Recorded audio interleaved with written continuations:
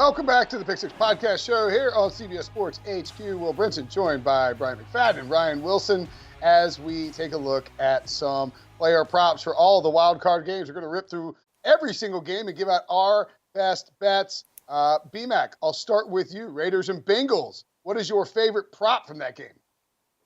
My favorite prop for the first meeting, the Raiders and the Cincinnati Bengals, is Joe Mixon. Rushing yards. You look at his number, the prop is 76 and a hook, 76 and a half rushing yards. The first meeting with these two teams, Joe Mixon was unstoppable. Well over 100 yards in that ball game. I see something similar happening for Joe Mixon. So I'm going over his rushing yard prop, 76. It's a pretty nice number, but based on how well he ran the football the first time and looking at some of these concerns defensively for the Raiders stopping opposing teams' offenses, rushing attack, I go over for Joe Mixon, 76 in the hook.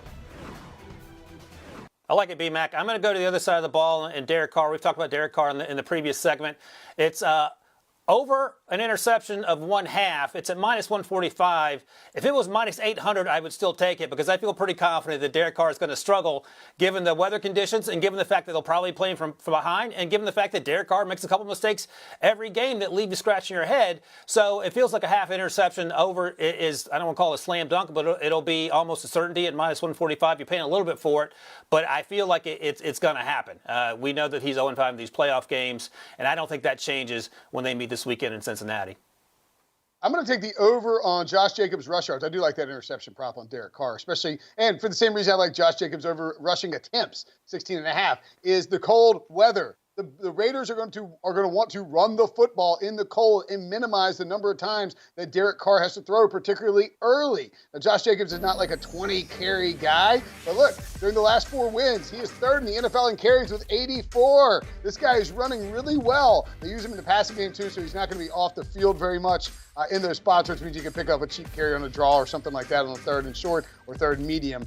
So give me Josh Jacobs over rush attempts. Pats, Bills, B-Mac. What's your give me your best prop. Give me a prop. Mac Jones passing attempts. Looking at right now, it's 30 in the hook.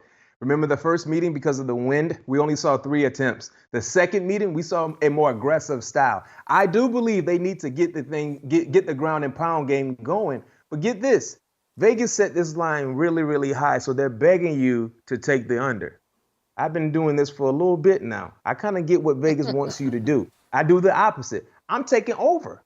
The return of the Mac. Yes, Mac Jones over 30 and a half passing attempts in 2-degree weather. Coming from Duval, by the way, of Tuscaloosa. Foxborough, he's there now. I go over. B-Mac, you better send him some hand warmers if you want him to throw the ball that much because he's going to be freezing. I'm going to go anytime touchdown for my guy Josh Allen. It's plus 140. I feel pretty good about this because we talked earlier in the last segment that he's probably going to use his legs more than he would in a typical matchup with Bill Belichick, in part because he's the best running back on that team, but also it means he doesn't have to throw the ball a ton in what will be terrible conditions that will be negative wind chill, negative in the teens, it sounds like. So why not use your best player and one of his best weapons and those 2 legs of his, let him run the football. And I think if they get close to the goal line, it can be one of these things where he runs out wide and uses his speed to turn the corner because we know that the defense for the Patriots, especially in the middle, is pretty stout. So look for him to get on the edge, use his legs, and score an anytime touchdown at plus 140. Yeah, I would think that would actually be flipped, and Allen would be minus 102, and Singletary would be plus 140. But I guess they have been using Singletary a lot more in the red zone. Allen with his legs, and that's a good bet. By the way, Mac Jones, an alumni of the prestigious Bowles School in Jacksonville, Florida. Shout out to Ann Brinson, another famous alumni from there. I'll take the over on Stephon Diggs receiving yards in this game because I think what the Patriots are going to do in order to slow down Josh Allen running the football, play more zones. So you got defenders facing Allen, so he's not able to just take off and see the man coverage as guys are chasing Stephon Diggs down the field. And I think when that happens, you'll see Diggs able to settle in to these pockets in the zone. He and Josh Allen are excellent at pre-snap communication, recognizing the defense, and figuring out how to attack. I think even though Belichick likes to take away your best weapon, I think he'll be more focused on Allen's legs than maybe Stephon Diggs in this game. Eagles and Bucks, B-Mac. Your favorite prop there? I got the best prop for you guys. Anytime touchdown, Rob Gronkowski, plus 125. The reason why I love that particular prop, no Chris Godwin, no Antonio Brown. You might not get 100% Leonard Fournette, playoff Lenny, as we like to call him around this time. Guess who gets more opportunities, especially in the red zone? Heck, he was already Tom Brady's best friend in the red zone anyway, with a healthy set of pass catchers, a healthy offense. He was already Tom Brady's best friend in the red zone. Give me Gronkowski, anytime touchdown, plus 125. Also worth noting, B-Mac, with Godwin and AB out, they accounted for 31% of those receptions. So those receptions have to go somewhere. Makes sense that Gronk would be the one they turn to. I'm going to go to the other side of the ball. I'm going Jalen Hurts over 49.5 rushing yards. Again, he's the best running back on that team. We saw Nick Sirianni realize that over the second half of the season. And here's what's going to happen. And this happens probably 5 or 6 times a game. Jalen Hurts rolls right.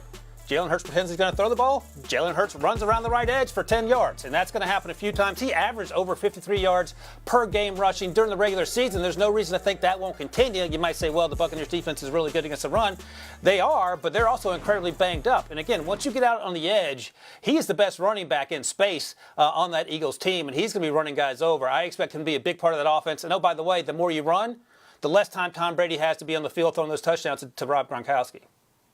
I like that. I also, I think those are very good choices. I was going to take over Leonard Fournette receiving yards, 32.5, or maybe Leonard Fournette anytime touchdown. I like both of those, but I'm going to go with under on Brashad Perryman receiving yards, 36.5. We've seen Perryman's going to be out there more. Like he can beat you with one long catch for sure, but he's not going to get peppered with targets in this offense. Not with Gronk out there, not with Lenny back, and not with Mike Evans showing at the end of that Carolina game that he is more than healthy. Probably take it down to 35.5. You prefer something a little bit higher, I think. But this is I think we don't see a whole lot of snaps from Perryman in this game. 49ers Cowboys on CBS, 4:30 Eastern. On Nickelodeon, on Paramount Plus, while you're at it. B-Mac, what you got in this game? No question. I can't wait to see the slime in the end zone when someone scores a touchdown. Me and my kids are fired up about that opportunity. But looking at this matchup, highlighting the San Francisco 49ers defensive front, they've been a terror, right? But the issue with San Francisco on the defensive side has been the secondary, specifically speaking, the cornerback play. The number one target for Dak Prescott, basically the number one option throwing the football, has been CeeDee Lamb. So I'm taking CeeDee Lamb's prop. 62.5 receiving yards. I go over. I do believe he will surpass this number because he will have matchups in his favor against the San Francisco 49ers. Dak Prescott has the mobility to buy time if he needs to buy time, and he's looking for number 88 more than none. He's the number one option for that offense, and usually he comes down with a huge reception or two for Dak Prescott. So I love that prop bet. 62.5, I go over. I'm going to go Mike McCarthy at minus 5,000 to win the MVP. That's a joke. That's a Nickelodeon Mitch Trubisky inside joke there on the Nickelodeon channel. Worth watching 100%. Hopefully Mike McCarthy does not get slimed and they get that win. But on the other side of the ball, I'm going to go with my guy Deebo Samuel over 28.5 rushing yards. That feels like stealing. It's at minus 110. He's gone over that number in seven of the last 8 games, and they're 7-1 in that span. So there's something there in terms of correlation or causation. You can do the math, but I think every time you put the ball in Deebo Samuel's hand, you make your team better. Whether it's him throwing the ball, him throwing touchdowns, or him getting the handoff and putting that pressure on the defense. And I think the Cowboys, are going to have their hands full trying to sort out what Deebo Samuel is going to be doing for this offense. But 28.5, minus 110, I love it. 15 starts for Jimmy Garoppolo this year, I believe, unless I'm missing something. And in those starts, he has 7 games without an interception, 8 games with an interception. Jimmy G is more than willing to throw that that you're just like, what is this guy doing? And the books are hanging, yes, or over. His over-under for interceptions is a half. This is a hammer slammer. If somebody call Tim Doyle and get him in here so he can bang that gavel, that big gold hammer he's got, and so we can guarantee some cash here. Look, in the Cowboys, 26 picks this year. Most interceptions the third most interceptions in the past 10 seasons by a defense. This is a stone cold lock. Give me Jimmy G over interceptions at 0.5. Steelers and Chiefs. Oh boy. I actually forgot that I mean, I didn't forget that BMAC played for the Steelers. I just forgot I was on with two Steelers guys when I mentioned the spread and the wild card. BMAC made that face. What's your favorite prop for Steelers and Chiefs, BMAC? Travis Kelce receiving yards, 68 in the hook. I'm taking Travis Kelce because, yes, we got word that Tyreek Hill will participate, but let's keep it real. I don't expect for Tyreek Hill to be as healthy as we've seen in past games. That will open up more opportunities for Travis Kelce. And looking at how defenses play the Kansas City Chiefs, they try to take Tyreek Hill out of the ball game, eliminate the splash-like plays, the deep plays. And guess who gets the opportunity to do a lot of damage? That's Travis Kelce. In between the 20s, Travis Kelce, he oftentimes shows up. I love that prop bet, 68.5. Give me Travis Kelce going over. Here's a not-so-fun fact if you're a Steelers homer, like myself. The Steelers this season in the first three quarters, minus 121 in the old point differential. That ain't great. They get red hot in the fourth quarter, so they got to bow up in those first three quarters. Assuming that they stall like we've seen them do for most of the season in those first three quarters, who are they going to lean on? Chris Boswell, arguably the MVP of this team. I have him going over 5.5 points. I mean, come on, 5.5 points. He'll do that in the first two drives, I feel like. Don't forget, this is the same Chris Boswell that kicked 6 field goals successfully when they and scored 18 points in that last playoff victory in in Kansas City back in January 2017. So Chris Boswell over 5.5 points. That's a lock, I feel like, Brinson. I like that Boswell prop. I actually decided to go with a Big Ben over 39.5 passing attempts. Prop. Look, Big Ben, just said, why even bother to play the game? He knows this is his last game. He'll throw until his arm falls off. Now, I think if the Steelers have their druthers, they'll be able to run the football. Will, you said this is his last game. It could potential last game. Excuse me, D-Mac. You are I just wanted to correct you. That's it. Terry, finish. You can go ahead and finish. I just wanted to correct you. You're right, and that's why Ben's leaning into this mainstream media mentality that the Steelers can't win the playoff game against the Chiefs, But look, you're right. It could be it's potentially his last game. And so, therefore, I think that they will be willing to throw the ball as much as humanly possible or as much as humanly needed. The other thing that I look at, too, if you're betting on Caesars, Darrell Williams, 20-1 to have the most rushing yards of any running back or any player on Wild Card Weekend. Steelers last in the NFL in yards per attempt and total rush yards per game. It's Clyde Edwards-Helaire ruled out for this game. So that's not a bad look at all. Over 56.5 rush yards for Williams as well. Finally, the Monday Night Football game. First ever in the history of the NFL in the playoffs. Cardinals at Rams. What's your prop for this game, P-Mac?